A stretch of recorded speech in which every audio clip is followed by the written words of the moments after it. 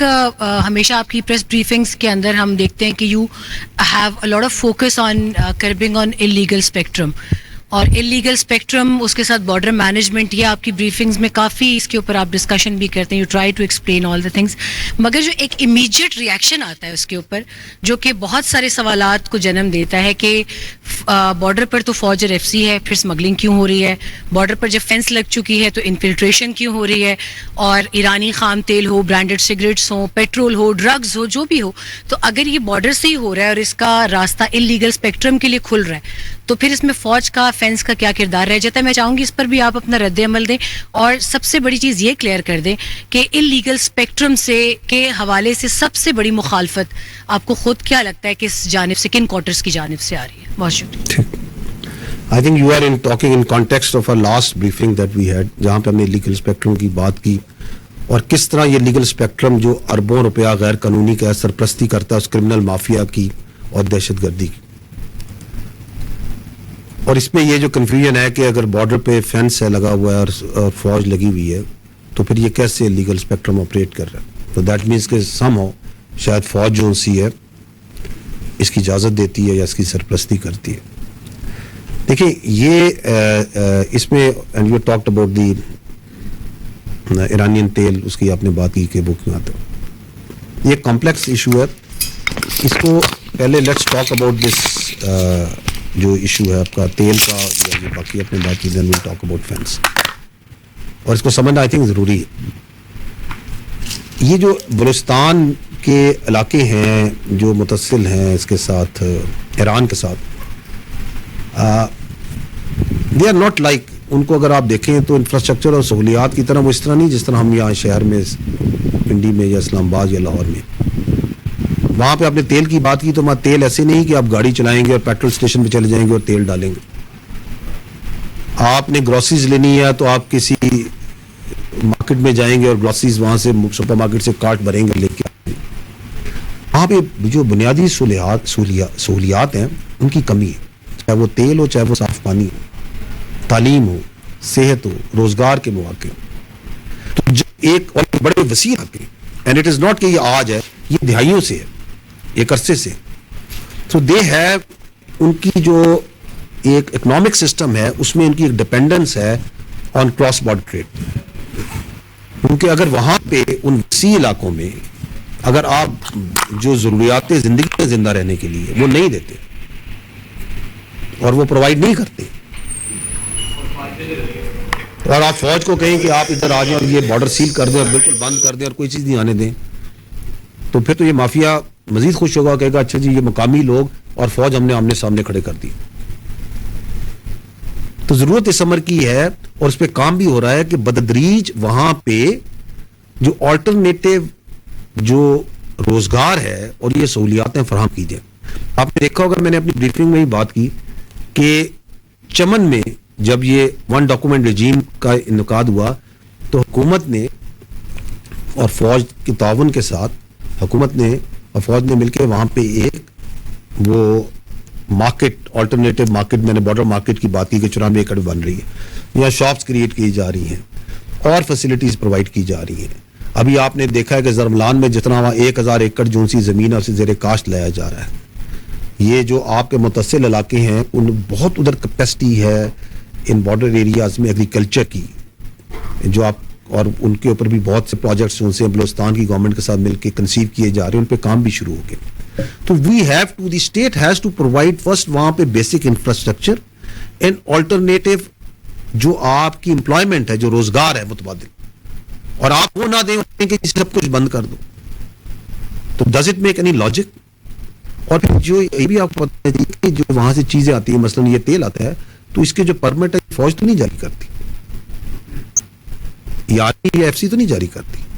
Army اور F C تو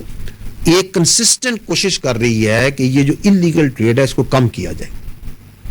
اور آپ نے اگر آپ نمبرز کو دیکھیں تو یہ کہاں 15-16 ملین لیٹر یومیہ سے یہ کتنا کم ہو کے 5-6 ملین لیٹر پہ آ گیا. یہ فوج کی, ایف سی کی, قانون نافذ کرنے والے انٹیلیجنس کے, لیویز کی, ان سب کی مشترکہ کوششوں سے ہی ہوا ہے. So it is a problem جس کے اوپر F C, intelligence, law enforcement, تمام ادارے لگے ہوئے ہیں. but it requires a long-term solution, a sustainable solution, a people-driven, a people-centric solution. Now let's come to this idea of fence. کیونکہ ایک بڑی سمپلسٹک تھاٹ ہے کہ چونکہ یہ فینس لگ گئی ہے پاکستان اور افغانستان کے درمیان، اس لیے اب تو ایک چیز یہاں سے وہاں نہیں آ سکتی، اور اگر آ رہی ہے تو اس میں یقیناً کوئی فوج کی یا سول آرم فورسز کی کوئی نہ کوئی کنائمنس یا ان کا حصہ شامل ہو. یہی آپ I think this is what you are trying to say, this is the option. اس کو سمجھنے کے لیے میں آپ سے 2-4 منٹ زیادہ میں بھی لے لوں اس کو سمجھانے کے لیے، but this is an important issue which we need to understand. دیکھیں پاکستان کا جو ویسٹرن یہ تقریباً 3,500 کلومیٹر سے اوپر ہے، آئی تھنک 3,560 کلومیٹر کا یہ بارڈر ہے. اس میں جو افغانستان کا حصہ ہے وہ 2600 آئی تھنک کچھ کلومیٹر ہے، اور جو ایران کے ساتھ ہمارا ہے وہ آئی تھنک 950 کلومیٹر کے قریب ہے. تو یہ جو بارڈر ہے یہ بڑا ایک ٹف ٹیرین ہے، جسے ہم کہتے ہیں نا اٹس اے ویری دشوار اور طویل بھی ہے اور دشوار بھی. اس پہ جب فینس لگائی تو اس فینس کے لگانے سے جو غیر قانونی آمد و رفت ہے، نقل و حرکت ہے، یقیناً اس میں کمی بھی آئی، وہ چینلائز بھی ہوئی اور اس کے فائدے ہوئے. لیکن یہ کہنا کہ اب یہ فینس چونکہ لگ گئی اور اس پہ ایک سیکورٹی لگ گئی ہے تو اب تو ایک پرندہ بھی دم نہیں ادھر سے مارے گا، تو یہ اس کا مطلب that is not the correct understanding of the ground situation. اور اس کے کچھ فیکٹرز ہیں. پہلی بات تو یہ ہے کہ دنیا میں کوئی بھی بارڈر واٹر ٹائٹ کنٹرول نہیں ہوتا. آپ مثال لے لیں امریکہ کے اور میکسیکو کے بارڈر. امریکہ کے پاس بہت ریسورسز ہیں، چاہے وہ اکنامک ہوں، ٹیکنالوجی کے ہوں، سیکورٹی کے ہوں، ملٹری کے ہوں، لیکن پھر بھی جو امریکہ کا میکسیکو کے ساتھ بارڈر ہے اس پہ غیر قانونی نقل و حرکت اور اسمگلنگ ایک مدعا ہے یا نہیں ہے. اس کے مقابلے میں آپ پاکستان افغانستان کا بارڈر دیکھیں، میں نے آپ کو بتایا کہ ویری ٹف ٹیرین، اور ہمارے پاس تو نہ وہ اکنامک ریسورسز ہے، نہ اتنا پیسہ ہے، نہ وہ ٹیکنالوجی ہے، نہ ہم کوئی کلیم کرتے ہیں کہ ہمارے سیٹلائٹ اوپر سے ایک سوئی بھی دیکھ لیتے ہیں جو حرکت کر رہی ہوتی ہے، نہ اس طرح ہمارے ڈرونز پھر رہے ہیں پورے علاقوں میں، نہ ہمارے پاس اس طرح کی باقی جو ریسورسز ہوتے ہیں وہ موجود ہیں. تو یہ کہنا کہ ہاں جی چونکہ فینس لگ گئی ہے اب کوئی چیز ادھر سے پار جا رہی ہے تو سرپرستی یہ فوج کر رہی ہے، ایف سی کر رہی ہے، تو امریکہ میں کیوں نہیں ان کی عوام کہتی؟ اتنے ریسورسز ہیں، سب کچھ ہے، تو نقل و حرکت ہو رہی ہے، وہاں تو کوئی نہیں یہ بات کہتا، کیونکہ وہاں کوئی جھوٹا پروپیگنڈا، اس طرح کا فیک نیوز پروپیگنڈا جو ایک سسٹمیٹک طریقے سے کیا جا رہا ہے وہ اس کی نہ اجازت دیتے نہ وہاں کوئی کرتا ہے. دوسرا پوائنٹ یہ ہے کہ یہ جو بارڈرز ہوتے ہیں دو ملکوں میں یہ میوچلی گارڈڈ ہوتے ہیں. یک طرفہ کوئی ملک جو ہے نا ایک بارڈر کو گارڈ نہیں کرتا. دونوں ملک مل کے یہ انشور کرتے ہیں کہ ادھر سے ادھر سمگلنگ نہیں ہوگی، غیر قانونی نقل و حرکت نہیں ہوگی، موومنٹ ویزے پہ ہوگی،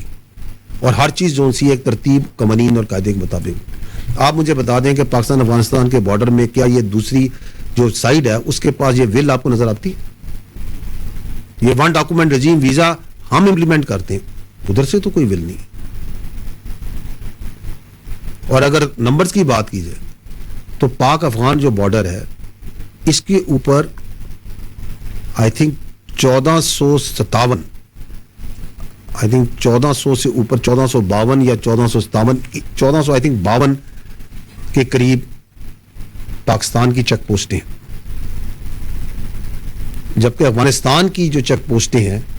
وہ کوئی 200 کے قریب، 200 سے تھوڑی زیادہ ہے.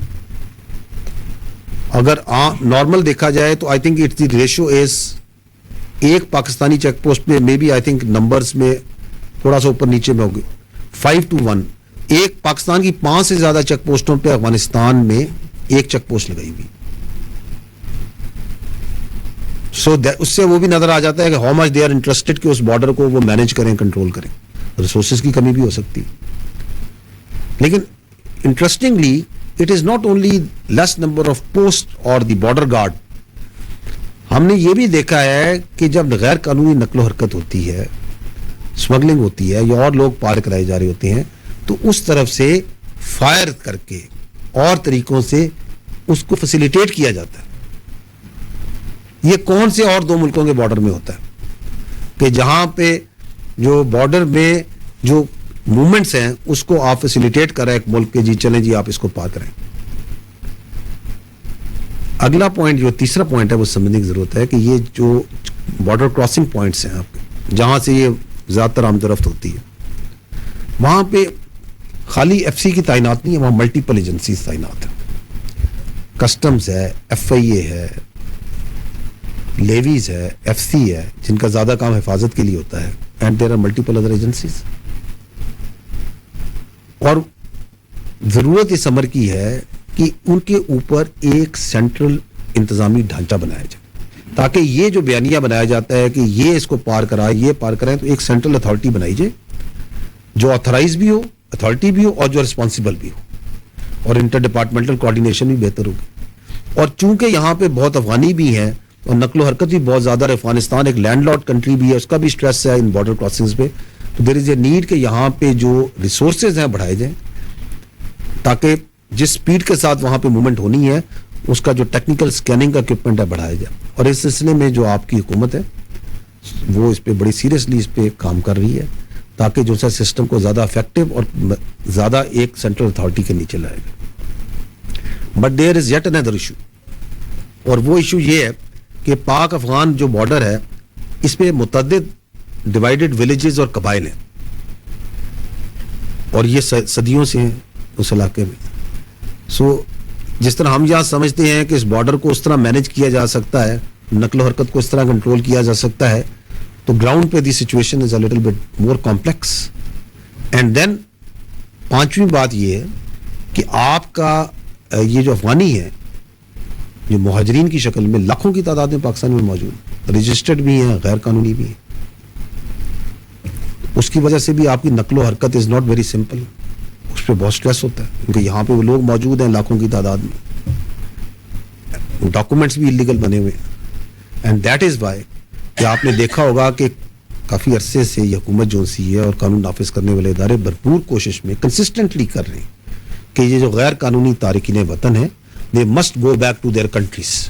اور اس میں نو کمپرومائز ہے، اس میں کوئی ٹالرنس نہیں ہے. تو یہ بھی دس از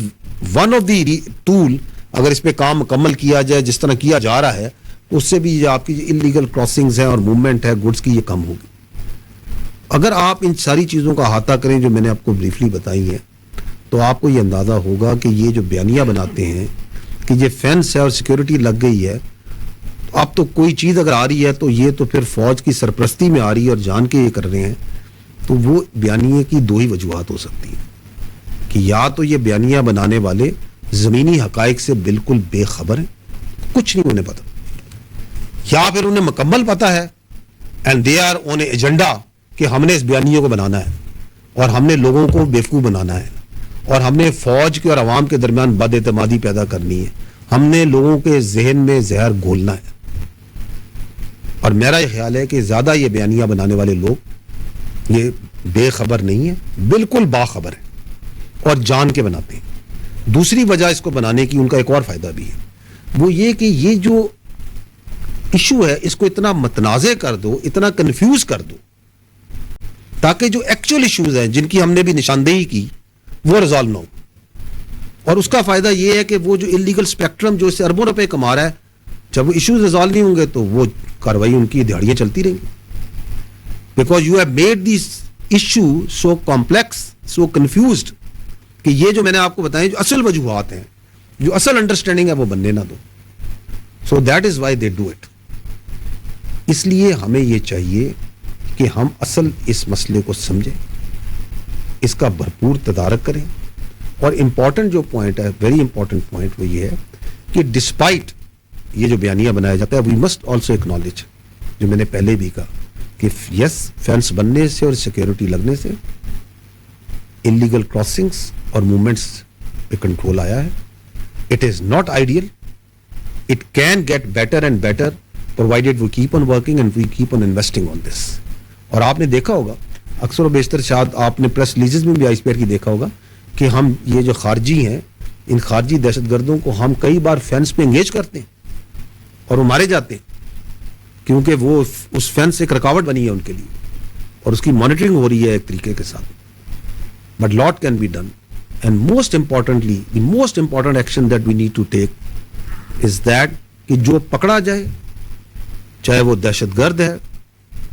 چاہے وہ اسمگلر ہے, چاہے وہ کوئی اور پراکسی ہے جو وہاں پکڑی جائے, اس کو قانون کے مطابق سخت سے سخت سزا دی جائے, کیونکہ لیگل ڈیٹرنس کے بغیر آپ اس کام کو کنٹرول نہیں کر سکتے.